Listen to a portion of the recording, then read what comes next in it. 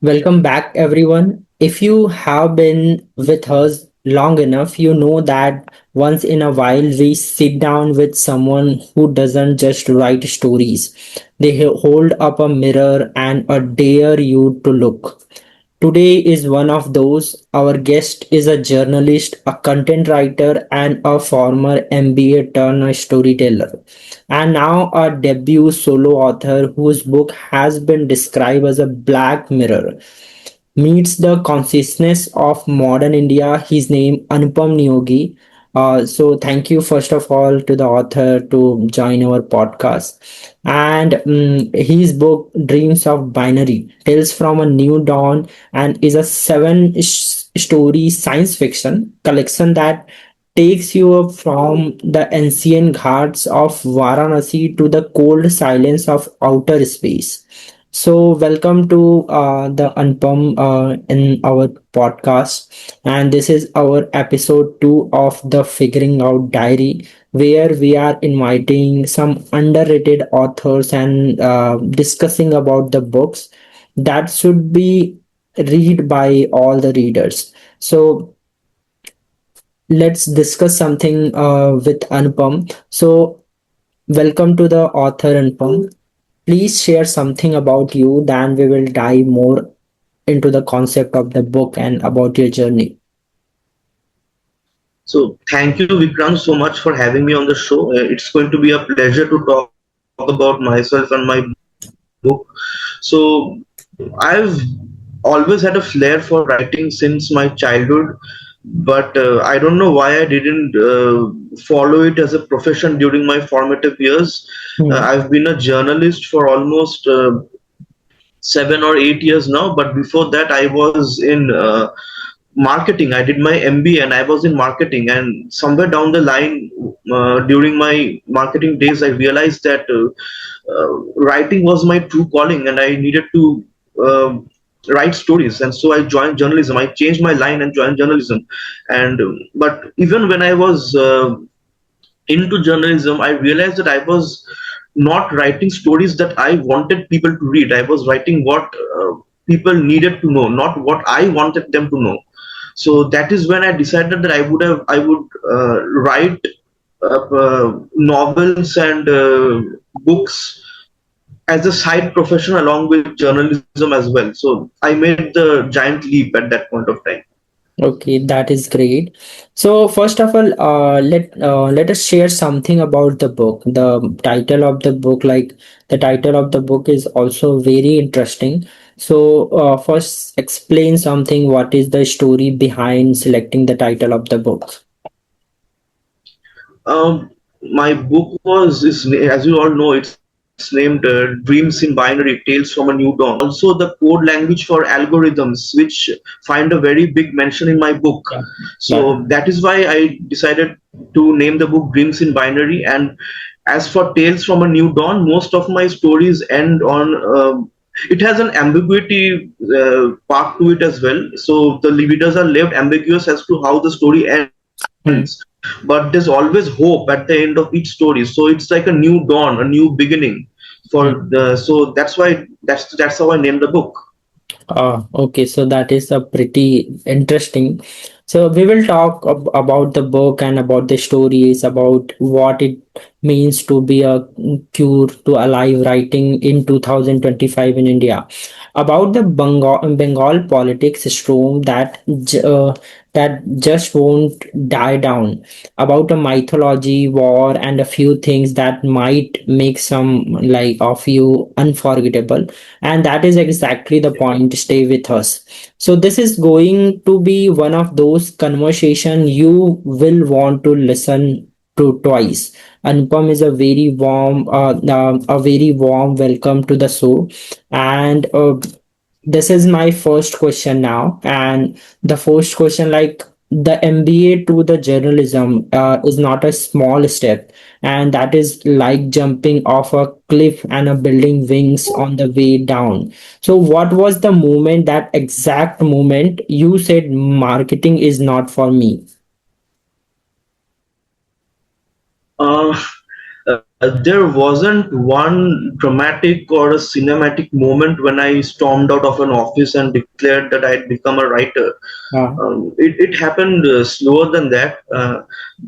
I realized that while everyone around me was excited about marketing strategies and consumer behavior and brand positioning, I mm, was more fascinated by people's stories, why they behaved the way they did, what they hid, what they feared. mm, I'll give you one example, one instance. I remember sitting during a discussion around brand positioning and mm, thinking that why am I more interested in the human psychology behind the campaign than the campaign itself? mm. That was probably the moment. And of course, marketing is one of the most important tool in a consumerism based society, and I am not underplaying its significance. It's just that I realized I connected more to telling stories. I mean, marketing could put bread on my table, but it wouldn't nourish my soul. And a change in profession felt terrifying because it meant abandoning a safer, more predictable path. But it also felt kind of honest, and I think eventually honesty always wins over comfort. Yeah, that's true. And also, changing profession is very tough for any person. And Absolutely. yeah, and you, as a MBA, like you work very well and you work so hard to clear the MBA and in the study, and then suddenly you shift into the journalism. That is actually a very big step. So on that Thank point, you. I have a second question as well, related to the Times of India. Like you landed your first job at Times of India, one of the most recognizable media brand in the world.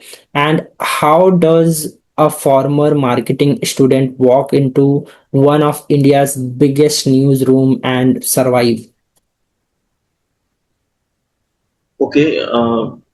So when you walk into a newsroom like Times of India, you realize very quickly that speed matters, clarity matters, and observation matters. Hmm, So I may have done my MBA, but nobody cares what your academic background was once deadlines start flying at you. hmm. And coming from marketing, actually, it kind of helped in unexpected ways because I already knew about audience psychology and communication, and journalism then sharpened those skills, those instincts. It taught me how to observe society without looking away from uncomfortable truths. And of course, also, I had really helpful and compassionate mentors who taught me the tricks of the trade very patiently. And I think surviving any newsroom, not just Times of India, it requires humility. You learn very fast that the story is always much, much bigger than your ego, however much inflated your ego is. Yeah, then that's absolutely correct. So actually, I'm pretty interesting to know about your journey in Times of India. And so, is there are any connection in the book as well with your real life stories or real life struggle? No, I don't personally relate to any of the characters in the story, but I've drawn inspirations from people around me. As I said, both marketing and journalism sharpened my instincts for observing people. So I've like taken traits of different people from around me and created characters of my own. Hmm. So yeah, that's how it is. And Uh, I've also used real life geopolitical situations and real life social issues to raise awareness about certain issues, and I've incorporated those in my book. Yeah, that is actually a very good move because if we are connecting in the life scenarios or real life events, it connects pupils while they are reading the book. They can able to connect with the book, and that is the true Yeah, potential showed by the author. And so I have one more questions about Edgar Allan Poe. Like Edgar yeah. Allan Poe has been with you since childhood, and in a world of TikTok and Instagram, the attention span. Why does a 19th century American poet of darkness still hold such a power over you? Yeah, like I have Edgar Allan Poe. I think I was introduced to the world of literature and writing through Edgar Allan Poe, and he has been my favorite author ever since. Hmm. And I think Allan Poe survives every generation um, because human fear survives every generation. Technology may change, attention spans change, but loneliness, obsession, grief, paranoia, hysteria, those things which were the basics of Poe stories, they remain constant, like frighteningly constant. Yeah. And Poe understood psychological darkness before we even had modern vocabulary for mental health, and we know how important mental health is at this juncture. Hmm. Also, in a strangely noisy digital age, Poe still forces you to sit alone with uncomfortable emotions, and I think that's really, really powerful. Yeah, and that is actually. And so, sir, one of more question with related to the Poe universe. Like you won a All India Harry Potter fanfic contest, and that is Yes, a yes. completely different universe from Poe. So how do you carry both, like the gothic darkness and the magical world? I actually think both the universes, they complement each other more than people assume. Hmm. See, Poe's stories taught me atmosphere, emotional intensity, and the beauty of darkness. Uh, Harry Potter taught me imagination, scale, and emotional attachment to worlds. So you see the kind of contrast. One showed me the shadows inside people, the other showed me the magic inside people, Hmm. despite those shadows. Hmm. And honestly, both universes are deeply about loneliness, identity, loss, and belonging. They just wear different costumes. Hmm. And also, one of my role models, the legendary Bruce Lee, had once said, "You should never limit yourself to one style." And although he was speaking about martial arts, I think this can be implemented anywhere, any sphere of life. Yeah, that is why you have like publish a like very interesting book that stories are not related to with each other, and then like they are in a complete different universe from each other. That is why. And so, sir, But they shared a thematic continuity. hmm. So can you explain more something about this? Like all of those stories that I've written, they kind of use science fiction as a social lens to analyze certain real life issues. So basically, thematically, you'll feel like you're moving from one emotional landscape to another, but each of the landscape has some kind of similarity in it. So although they are set in different universes, you feel one story somehow carrying over some parts, some things to the other story. So there's a thematic continuity between all of them, although they are set in different universes. Okay, so there are some continuity we can able to find. And Yeah, here, you can, yeah. yeah, so here is a task for all the readers or who watching this podcast. You have to find connections between the story, and once Mm. you complete the story, just share a video or comment on our this podcast. And if you are right, we will share you something from our side, and we will post your video or your content in our official channel. And so and now the next question is like, I heard a rumor about this, like you are also a co-authored anthologies before going solo. So what was the tipping Yes. point that, like the thing that made you say that I need to write a whole book that is entirely mine? Yeah, I authored three anthologies before I went completely solo. Um, That great. and those anthologies were really important for me because They were a starting point, and they gave me confidence and discipline, which is much needed in this line of work. Hmm. But eventually, I realized I had themes and anxieties recurring across multiple stories: technology, identity, social fractures, moral ambiguity. At some point, it stopped feeling like isolated ideas and started feeling like a larger conversation I wanted to have with people, like the readers. And Hmm. that's when I knew I needed a book that was entirely mine. And Hmm. not because I wanted control in an egoistic sense, but because I wanted thematic continuity, like I just explained before. I wanted readers to enter a world shaped by just one consistent voice, which is me. So that's how I decided to go solo. That's a great.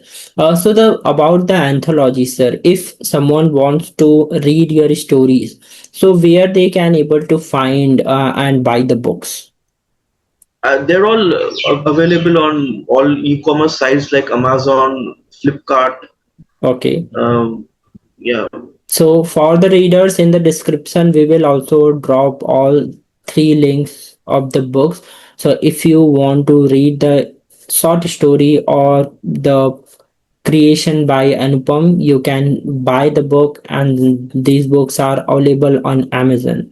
So let's dive into the next questions of this podcast. Like, you have written seven stories in three sections. yeah, When I yeah. read the story, I found that there like a section of three sections I can found: the pearls, the dream, Atlas, and the whispers from the past. So was this structure pre-planned, or did the stories find their own groupings organically? No, no, nothing is actually pre-planned with me because when I write, I actually lose control and the narrative takes over completely. Okay. Some stories naturally they begin gravitating towards each other emotionally and philosophically. And you mentioned the pulse.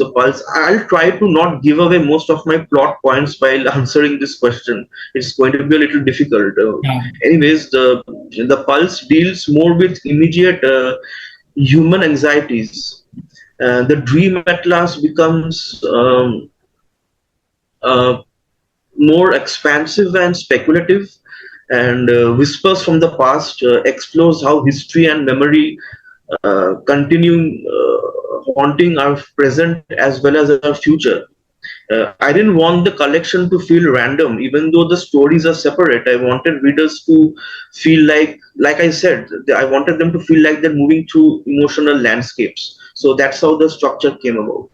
That's a great. And actually, I request to the readers, if they are like the podcast, you can buy the book from Amazon. You just have to go to the Amazon, just search the name of the author or name of the book, Dreams of Binary. You can find it also in this podcast. In the description, we are also adding the link of the book. You can buy it from there as well. And so, sir, there is a one more questions about homophobia. Like, the book tackles homophobia head on, and in a country where Section 377 was only struck down in 2018, and where queers' right remains fearlessly and contest. So, how do you write those stories without flinching, without censoring?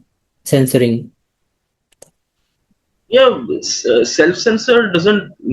So see, certainly it's strange to think that it took until 2018 for the Supreme Court to decriminalize same-sex intimacy, while there have been artists who have written about homosexuality from way before. Hmm. Um, Firdos Kangasar wrote this book trying to grow way back in 1991 when Indians did not even know what being an LGBTQ community means. Oh. Um, Vijay Tendulkar sir had come up with a Marathi play. Uh, I'm so sorry, I'm unable to recall the name, but it was about a woman's love for another woman. So Hmm. basically these what I'm saying is these personalities taught me self-censorship becomes dangerous when silence looks normal. As writers we often talk about representation, but representation is not just about who's seeing you, it's not just about visibility, it's about telling people that your existence is not just a footnote. At the same time, I didn't want to write slogans disguised as fiction. I wanted to write human beings. Like, I wanted to write about fear, shame, love, alienation. You know, the emotions which are universal for someone who has borne the brunt of homophobia.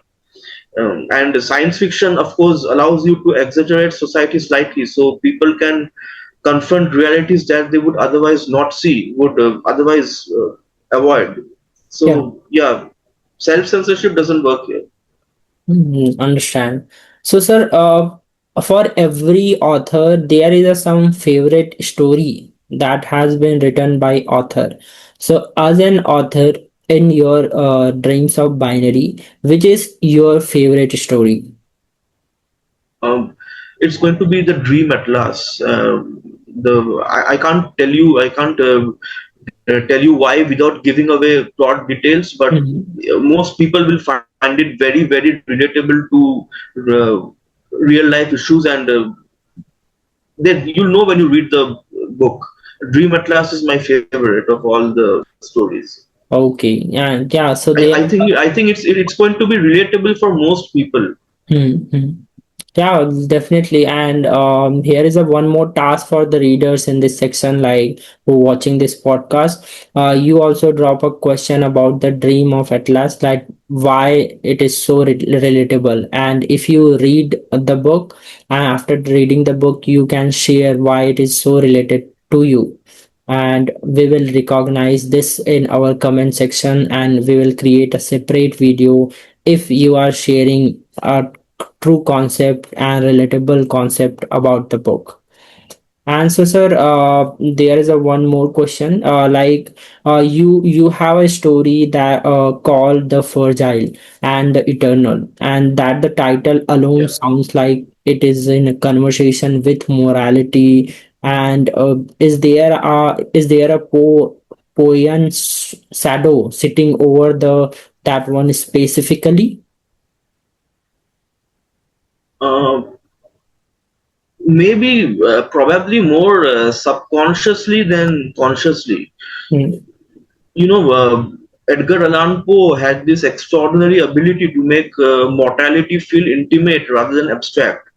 um, in the story that you're mentioning, The Fragile and the Eternal, I think I was exploring impermanence in a similar emotional space, how fragile human existence is, Hmm. and yet how desperately we seek permanence through uh, memory, love, legacy, even technology.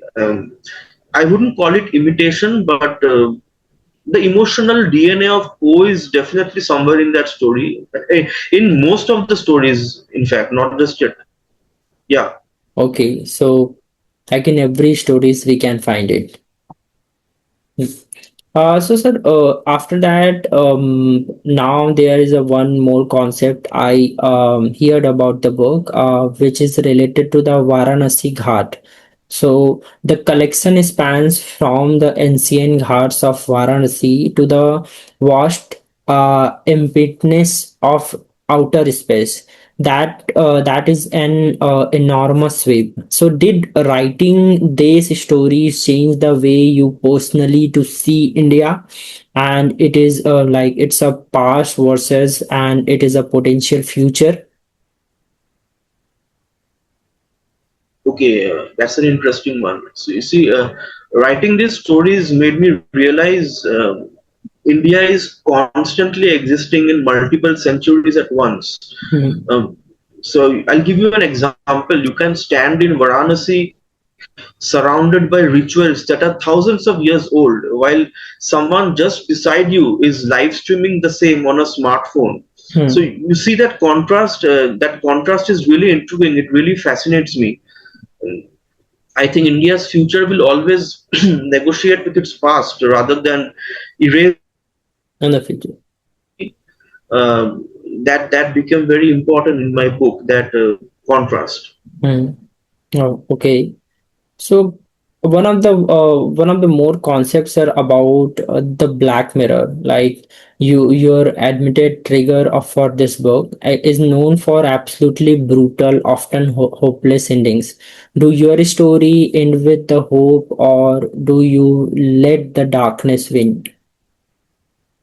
Yeah, like many people who have read my book have communicated with me and told me that some of my stories, they reminded them of Black Mirror, and that's no coincidence, because I have been a Black Mirror fan as well, and somewhere down the I saw line, Black the Mirror has been an inspiration for me. okay. So how you saw the Yeah, series yeah, Black Mirror? Actually, there is a one yeah, series also called a Black Mirror, which is related to your book.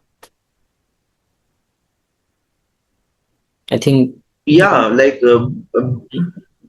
Black Mirror has been an inspiration for me, and but while I talk about inspiration, there is also a contrast between the series that and my book, because I don't trust blind optimism, but also I don't believe in absolute cynicism. Mm, If you have seen Black Mirror, you would know that it often leaves you, I mean, yeah, the with the viewer, darkness. emotionally devastated, Mm-hmm. and brilliantly so. But I think my stories are slightly more interested in moral ambiguity than complete hopelessness.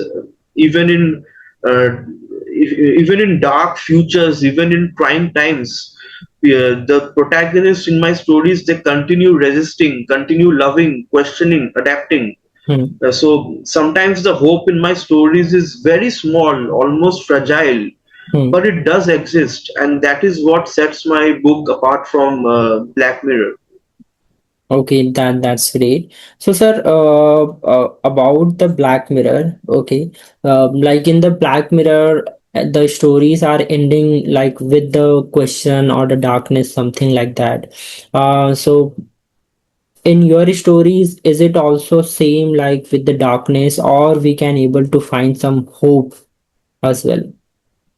Yeah, that's what I said in my last answer. There is moral ambiguity in the stories, and Ah, okay, I okay. like to keep my stories open ended, so you can Read. interpret them as you want. So there will not be. See, I don't believe in they lived happily ever after. That is the biggest farce that we have been fed since our childhood.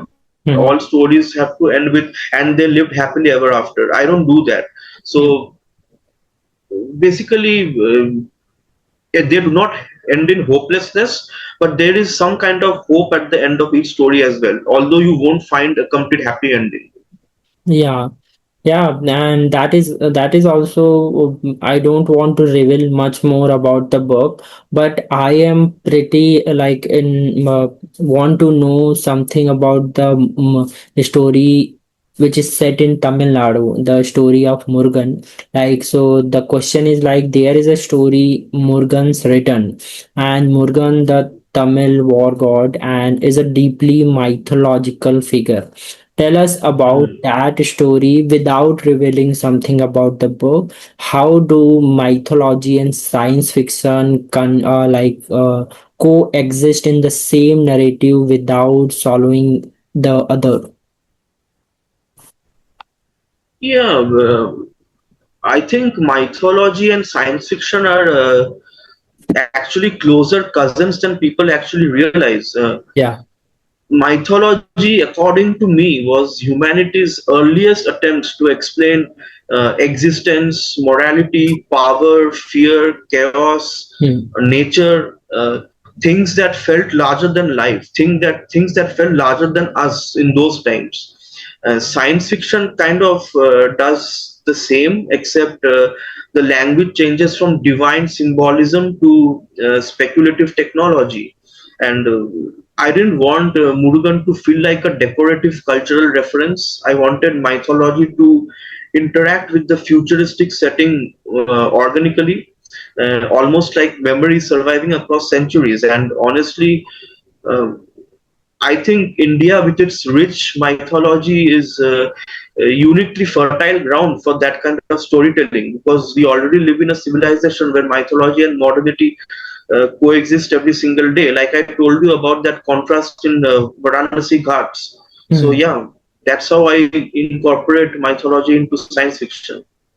Yeah, that is actually a very great merge you have created in through your book.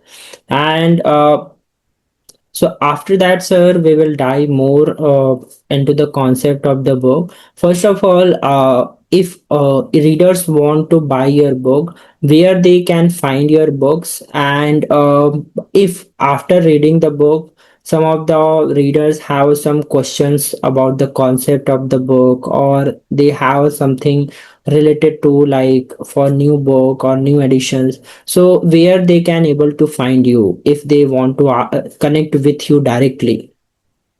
Yeah, they can buy my book was published by Notion Press. They can buy it from the direct website of Notion Press. They can buy it from Amazon. For international readers who are residing in the US, it's available on Barnes and Noble, um, and it's available in UK and US on Amazon as well.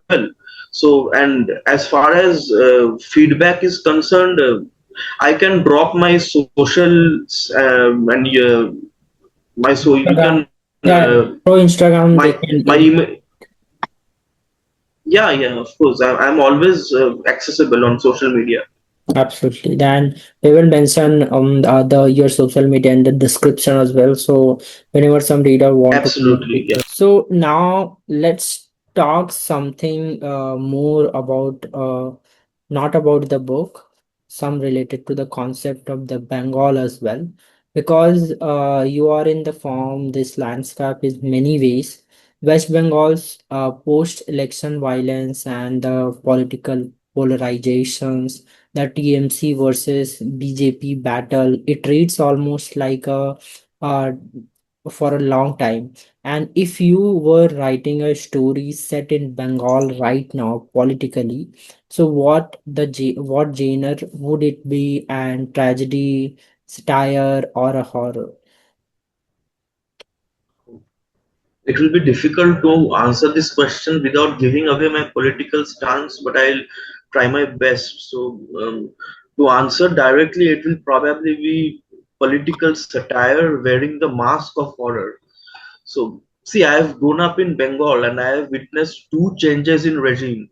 The TMC removing the decades-long left rule, and now the right-wing BJP taking over from the TMC.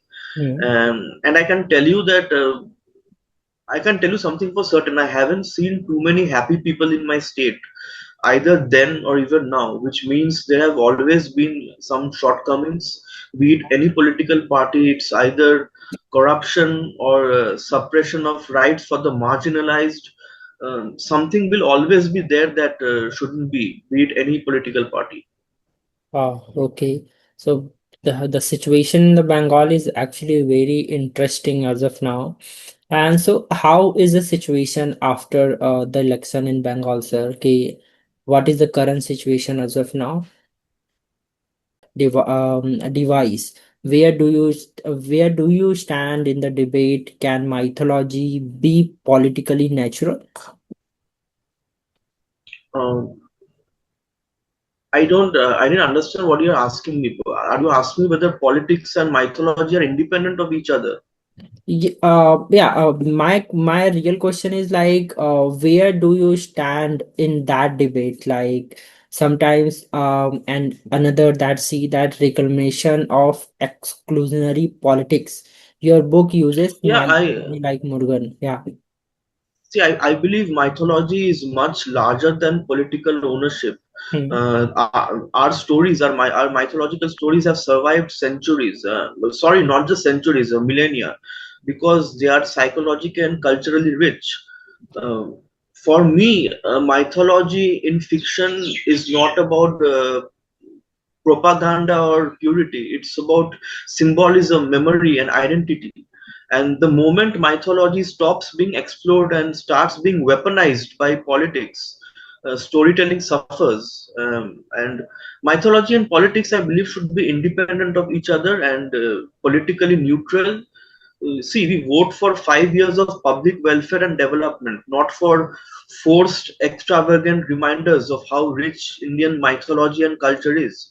We already know that. We don't need reminders from political parties. We know our mythologies. Just do your job, man. Yeah, then Just do what that's you're elected for.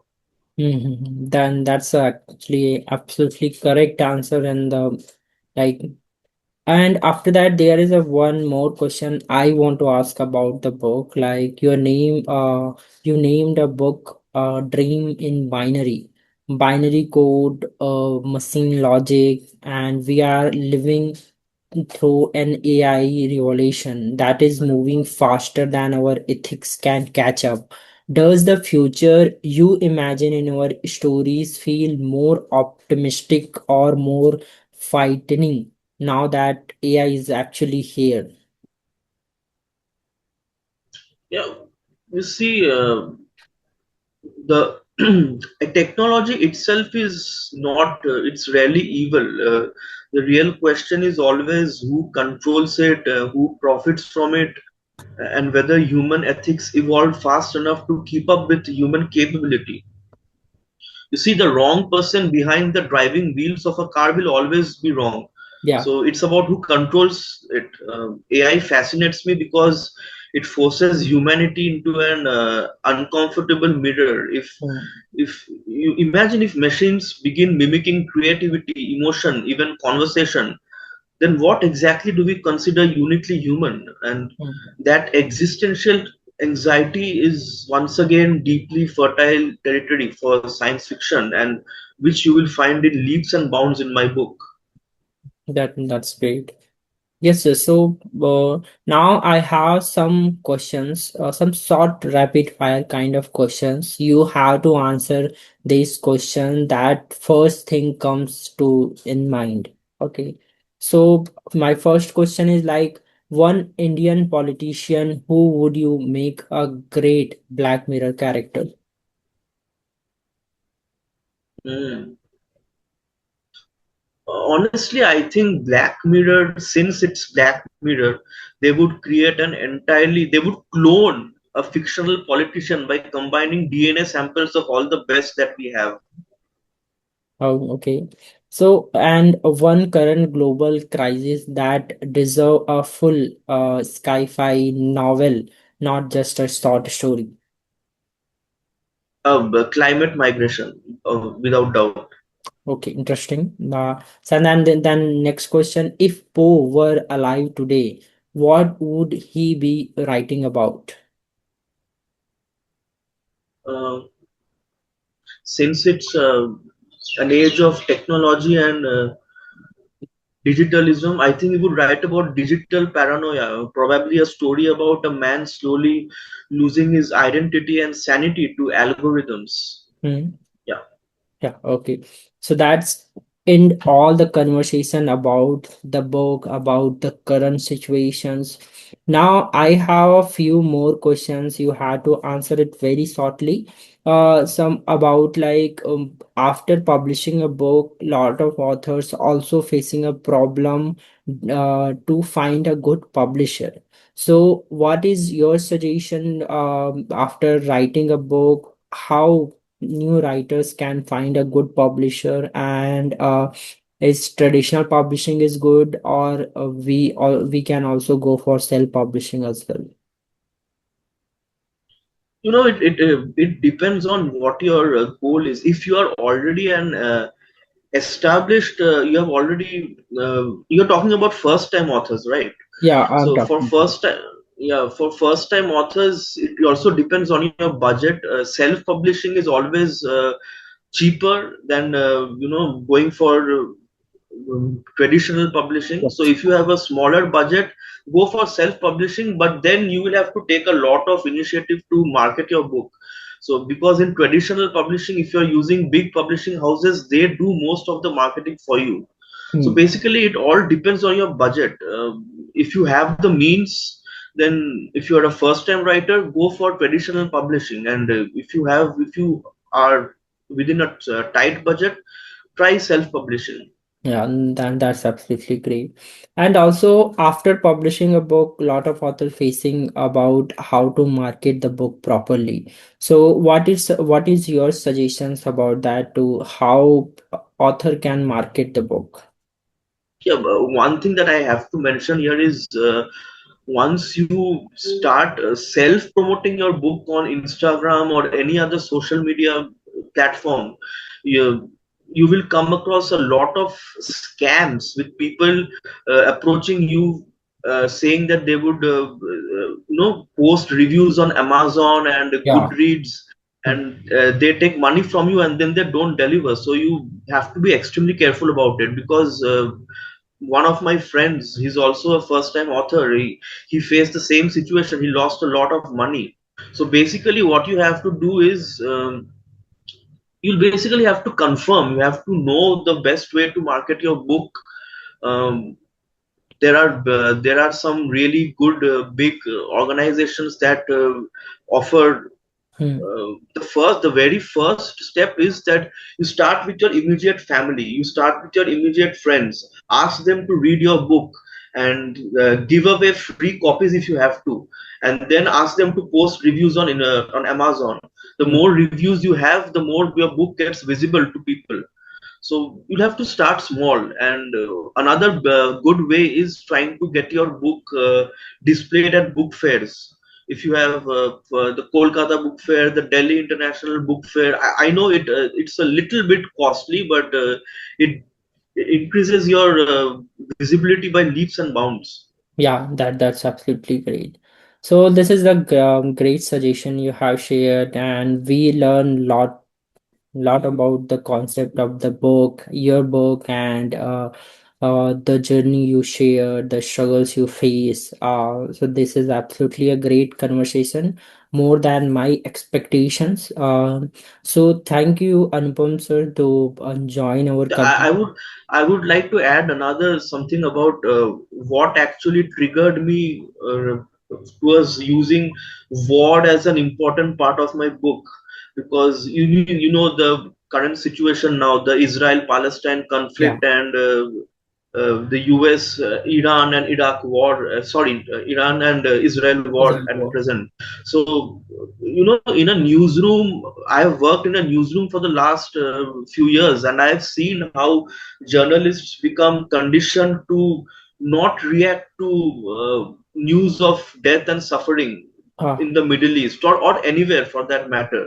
And I understand that, because there is always a race for meeting deadlines, and so there is no time to mourn. But I needed a place to vent out, and I understood that a newsroom was not the place to do it. And therefore, I have incorporated all those into my book. It's a kind of defense mechanism for me to vent out all my feelings towards the uh, the genocide that is happening in Gaza right now. And that is how I got my main motivation to include real life scenarios in my book. yeah, that's great. Yeah, so as of now, the Israel and the war, all the thing is happening, the involvement of USA. Then as of now, the main concern for India is the crude oil and the petrol diesel condition, as we can able to see. Like honestly, in our location, they are only providing 100 rupees of petrol, and I think in a diesel as well. So there is a limitations will be going to happen. So in future, like can we able to see a World War III as well in future, and how you see how it will be going to happen if the World War III will be set in future? Uh, See, a World War III is a little too far-fetched. I think nothing like that is about to happen, because most of the conflict that is going on is in the Middle East, and the- if the entire world is about to suffer, it is only due to the shortage of natural resources like diesel and petrol and gas, as like we are seeing right now. So there is going to be a global crisis if this doesn't end. And the diplomatic relations between India and Israel is something I don't see as a very good thing as well, because Israel is committing war crimes in Gaza at present. We are seeing it. Yes. It's committing a genocide. So Hmm. I'm very skeptical about the diplomatic relations that our country has with Israel. And a global scale war is not something that I see in the near future. But it's time to pick our allies very Yeah. carefully. That's what I would say. Yes, but the like global crisis can affect all over the world. I think this can be happen. That is happening because Iran closed the Strait of Hormuz, and that's the reason The all shortage the will be happening. yeah, Hmm. exactly. Yeah, then this is absolutely correct, I think. So sir, so this is all we have a have a conversation in this podcast. Thank you. So anything else at the end of this podcast you want to share to the readers or to the who watching this podcast at the end? And at the end, is there are any possibility to you are releasing a next edition of this book, or when we can able to see your next book? Yeah, I would just like to appeal to the readers to please read my book, shower some love onto my book, and if possible, give me a proper feedback. You can also give me constructive criticism. It's always welcome. I have no problem with that. And as for my I at present I'm not working on any book, but of course I don't plan to hang up my boots as of yet. I will come up with something maybe in a year or two.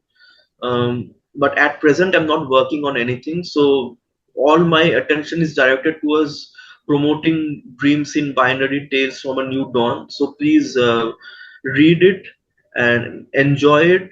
You'll find it highly relatable, and please drop a feedback if possible. That's all I got to say. Yeah, that's absolutely great. And if anyone wants to buy the book, all the links of the book, the anthology book that has been published by Anupam is available on Amazon. You can find it all the links in description, and you can also search the name of the author or name of the book. The title of the book is Dreams of Binary. You can find it on Amazon. Do buy the book, and after reading the book, share your valuable feedback as author share that. You can share, just give a criticism as well about the book, so that author know about what the changes he can able to do in future editions. So Anupam, this has been everything I hoped it would be. And then some. You are, Thank you. yeah, you are writing a science fiction, but you are really writing about us, about fears, about hypocrisies, and the our unfinished conversation.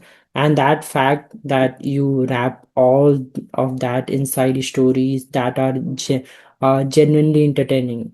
That's the trick, isn't it? And that's what Poe knew, and that's the what the Black Mirror figured out. You make people feel before you make them think. So thank Yeah. you to joining us, giving your valuable time and sharing about your book. And we are requesting people to buy the book and share your feedback. So thank you for joining this podcast. And in future, Thank one, you for having me. yeah. And in future, if you are going to publish a new book, we are definitely to be a part of your journey. And we are very delightful to share your book to our audience, and to share about your journey. So thank you for that, sir. Thank you. Okay, just a second.